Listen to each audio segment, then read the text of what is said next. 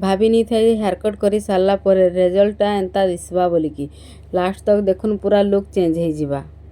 Hello everyone, welcome back to my channel. आज मुई तुमको देखामी गुटे perfect blonde hair cut transformation जेनटा कि सिंपल आए बट बहुत क्लासी भी लगवा।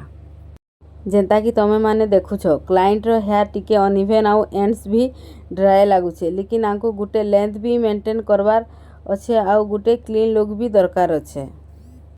सबुनु पहला रे हेयर के प्रॉपर्ली सेक्शन करमा। ब्लॉन्ड हेयर कट रे सबुठु इम्पोर्टेंट है स्ट्रेट लाइन मेंटेन करवार।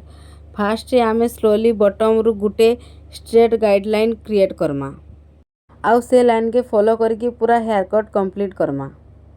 माने ई टाइप रो हेयर रे लेयरिंग नहीं थीसी, सेथि लगी हेयर स्टैंड के इक्वल लेंथ रे कट करमा। जदि टिके भी अनइवन हैला तो स्ट्रेट फिनिश नहीं आसे तो पेशेंस बहुत इम्पोर्टेंट है इनो।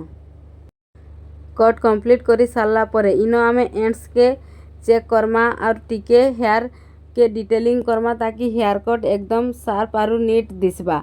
ब्लॉन्ड हेयर कट रो मेन फोकस ही होचे क्लीन फिनिश। तो चलो देखमा ड्रायर पर रिजल्टा केनता आसुचे जे। तो एबे देखो फाइनल लुक हेयर एकदम थिक हेल्दी आरु स्ट्रेट लाइन देखा जिबा। सिंपल हेयर कट आए लेकिन लुक कंप्लीटली चेंज हो जिबा। जदि आपन को एंता हेयर कट ट्रांसफॉर्मेशन वीडियो देखबा लगी चाहूचो तो चैनल के सब्सक्राइब जरूर करबे।